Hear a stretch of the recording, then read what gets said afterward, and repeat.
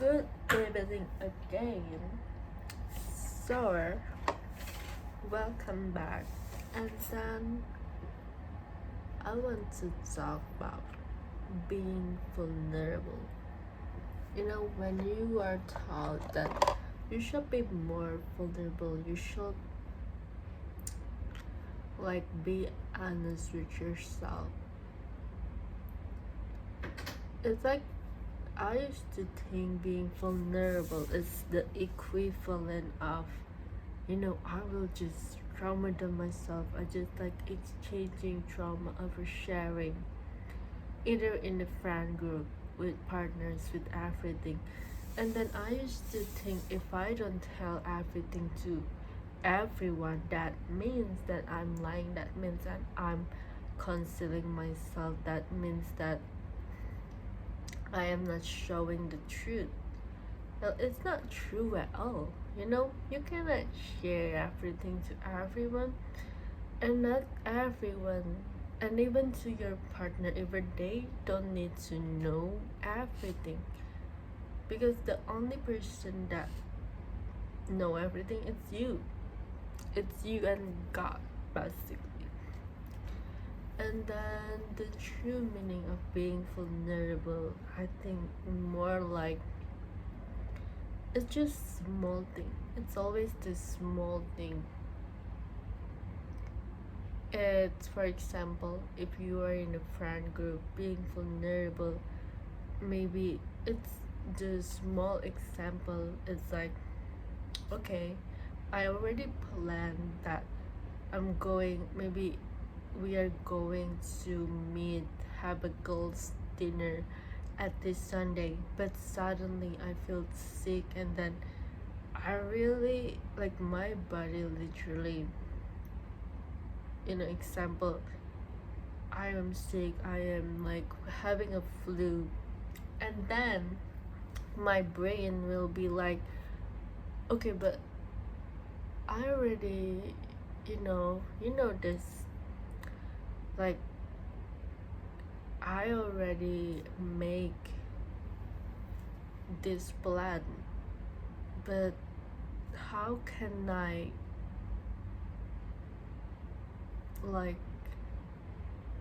bail this? I mean, not bail, but cancel this event. But if you are going to be vulnerable, you are bracing yourself, you are going forward and say to your friends, like, I know that maybe it's like having a boundary through and a lesson in people pleasing. I know you know what I mean. And yeah, as me, I used to be people pleasing so bad, and I know that many people love to people please. Especially, not especially, I don't want to about zodiac stereotyping, but I think there are zodiac placement that holds some truth in that. But I want to spill the last hobby of mine. It's like strolling at, I just knew, I think several months ago, I just found the app for watching the stars, and you can hand your phone and you can see the stars, you can see the moon, you can see the movement, and you can zoom in the constellation, and you can see each the stars. And in my house I can see Jupiter in Gemini right now, still in Gemini, but it's going to move to Cancer.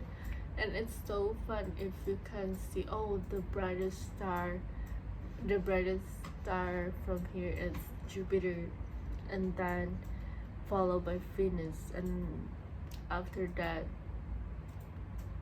Sirius, it's also the brightest star. And it's so fascinating when you see the constellation and you see this Greece, my mythology figure on the constellation. many of them, like Hercules, Persephone, oh else, yeah, I think there are so many, and it is so fun. And yeah, I think I am a kind of a person where needs to constantly be, you know, like my brain needs to be stimulated, and I choosing the stimuli which are, healthy but also intriguing and exciting. And another obsession of mine is of course tarot card, but I don't know it. Their tarot, I love to watch tarot reading. Like Tarot is one of my favorite. Like I have been watching her, I think since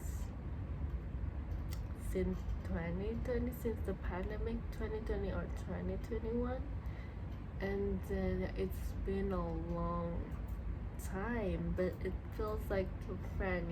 And then with tarot, I think it's just a tool. And then I don't agree when people say that, oh, tarot is just such a woo woo, it's predict the, it's like a paranormal, it's like a black magic.